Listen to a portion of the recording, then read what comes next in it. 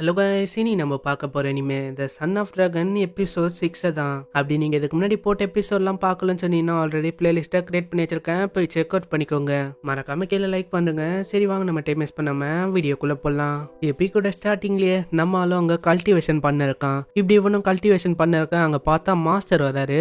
இதை பார்த்தா நம்ம தேவுக்கே அங்க ஆச்சரியம், என்னடா இது இவர் வந்து இளமை ஆயிட்டாருன்னு. இந்த மாதிரி நான் வந்து என்னோட 40 வயசு எக்ஸ்பீரியன்ஸ், அதுவும் இல்லாம என்னோட பவர், இது ரெண்டுத்தையும் நான் வந்து உனக்கு தந்துட்டேன். என்ன சொல்றீங்க மாஸ்டர்? அது எதுக்கு எனக்கு தரணும்? நான் வந்து இத்தனை வருஷமா ஒரு நம்பிக்கையான ஒரு பர்சனை தான் நான் தேடி நின்றேன். அதை பத்தி நான் உனக்கு வெளியில சொல்றேன், என் கூட வா. இதனாலேயே இவங்களும் அங்க கார்டன் சைடுக்கா போயின்னு இருக்காங்க. இப்பதான் நம்ம மாஸ்டரே சொல்றாரு, சொல்ல போனா இந்த உலகத்துல 2 விதமான மனுஷங்க இருப்பாங்க. அதை எனக்கும் தெரியும்ல, இந்த மாதிரி ஆம்பளைங்க பொம்பளைங்க இவங்க தானே. இல்ல இல்ல நீ வந்து அதை இழுக்காதரா. சொல்ல போனா இந்த உலகத்துல இம்மார்டல்ஸ் இருப்பாங்க. ரெண்டாவது தான் மார்ஷியல் ஆர்டிஸ்ட், அதாவது என்ன மாதிரி ஆளுங்க. சொல்ல போனா இம்மார்டல் அண்ட் மார்ஷியல் ஆர்டிஸ்ட் இவங்க 2 பேருக்கும் முன்னாடி எல்லாருமே மார்ஷியல் ஆர்ட்ஸ் தான் காத்துன்னு இருந்தாங்க. அதுக்கப்புறம் தான் நம்ம இம்மார்டல்ல நிறைய பேர் சந்திச்சாங்க. அதை சந்திச்சதுக்கு அப்புறம் எல்லாருமே இம்மார்டல் கல்டிவேஷன் பண்ண ஸ்டார்ட் பண்ணிட்டாங்க. இதனாலேயே இந்த உலகத்துல நிறைய இம்மார்டல்ஸ் இருக்காங்க. நீயே யோசிச்சு பாரு, எந்த விதமான பைத்தியக்காரனா இருந்தாலும் அவன் வந்து ஈஸியாவே ஸ்ட்ராங் ஆயிடலாம். அப்போனா நீங்க சுத்தி வச்சு என்னதான் டைரக்டா சொல்றீங்க இந்த மாதிரி நான் தான் அந்த பைத்தியம்னு? அப்படி இல்லடா, சொல்ல போனா நீ வந்து என்னதான் பைத்தியமா இருந்தாலும் 3 வருஷத்துல உன்னாலையும் என்னை தாண்டி போக முடியும். அப்போனா நீங்க திரும்பவும் என்ன பைத்தியக்காரன் சொல்றீங்க அதானே? எப்பா அது பாயிண்ட் இல்லடா, நான் சொல்றதை கேளு. இம்மார்டல்ஸ் அவங்க வந்து பிறக்கும் போதே இம்மார்டல்ஸா பிறக்க மாட்டாங்க. அதே மாதிரிதான் மார்ஷியல் ஆர்டிஸ்டும் அவங்களும் பிறக்கும் போதே அதே மாதிரி பிறக்க மாட்டாங்க.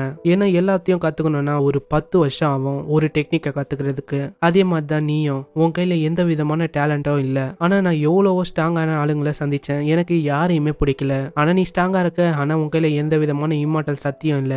ஆனா என்னதான் இருந்தாலும் எனக்கு உன் மேல தான் இன்ட்ரெஸ்ட். நான் வந்து இதுக்காக 10 வருஷமா வெயிட் பண்ண தெரியுமா? இப்படி வரும் அங்க வித்தியாசமா எது சொல்ல இருக்க. இதெல்லாம் கேட்டுன்னு இருக்க நம்ம தேவுக்கு தான் இந்த மாதிரி ஒரு என்னதான் கலாய்க்கிறாருன்னு நினைச்சுன்னு இருக்கான். இதுக்கப்புறம் அவரும் அங்க ஒரு பொண்ணு கூப்பிட, அங்க பார்த்தா ஒரு பொண்ணு வருது. ஹேய் நீ வந்துட்டியா? இந்த மாதிரி நம்ம கூடசில நம்ம கல்யாணம் பண்ணிக்கலாம். என்ன நான் இதுக்கு மேல யாருக்கும் வெயிட் பண்ண தேவையில்ல. சரி அதனால நம்ம வா போலாம் இப்படின்னு அவரும் போயின்னு இருக்காரு. போகும்போதே சொல்றாரு, ஹேய் நீ வந்து என்ன பண்ற? இந்த மாதிரி காசை நீ அங்க ரெடி பண்ணி வை எங்களோட கல்யாணத்துக்கு. ஆனா இதெல்லாம் கேட்ட நம்ம தேவ தான் அங்க ரொம்பவே கோவமாயிடுறான். எப்படின்னு அங்க இருக்க ஒரு பொருளை தூக்கி அடிக்கிறான். இதுக்கப்புறம் அவனோட ரூமுக்கு போயிட்டு அங்க இருக்க பொருள் எடுத்துட்டு கிளம்ப ஆரம்பிக்கிறான். இந்த மாதிரி நான் இங்க இருந்தேன்னா நான் வந்து பைத்தியம் ஆயிடுவேன். ஏன்னா இந்த பைத்தியக்கார கிழவன் இவனோட பேச்சை கேட்டு நான் ஏதோ பண்ணிருக்கேன். இப்படி இவனும் போயின்னு இருக்க பார்த்தா திடீர்னு அந்த ஹேமர் வந்து இவனுக்கு நடுவில் வந்தது. இதனாலேயே அவனும் எழுந்து அந்த ஹேமரை தூக்க இப்பதான் அந்த பொண்ணு வெளியில வந்து கேக்குது, ஆமா ஏதாச்சும் சாப்பிட உனக்கு கிடைச்சுதா?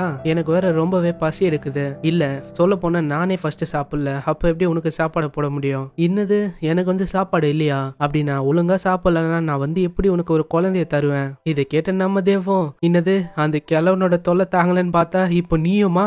ஆனா நான் இதே மாதிரி இங்க இருந்தா வேலைக்கு ஆகாது. ஏன்னா இந்த பைத்தியக்கார இடத்துல இருந்து நான் ஃபர்ஸ்ட் போகணும் இப்படின்னு அவனும் அங்க இருந்து போக ஆரம்பிக்கிறான். இந்த சைடு நம்ம மாஸ்டரும் சொல்றாரு, இந்த மாதிரி நான் ஒரு விஷயத்த அவங்களுக்குள்ள சொல்ல வந்துட்டேன் எப்படின்னு இவரும் சொல்ல இருக்க. ஆனா நம்ம மாஸ்டருக்கு தெரியல இந்த மாதிரி நம்மளால வந்து அங்க இருந்து போயிட்டான்னு. நெக்ஸ்ட் சீன்ல நம்ம தேவதா காட்டுறாங்க, அவங்களுக்கும் ஒரு நல்ல ஏரியா கிடைச்சிருக்கு. அந்த ஏரியாவும் நல்லா இருக்கா. இதனாலே இவங்க 2 பேருமே அங்க ரெஸ்ட் எடுக்கிறாங்க.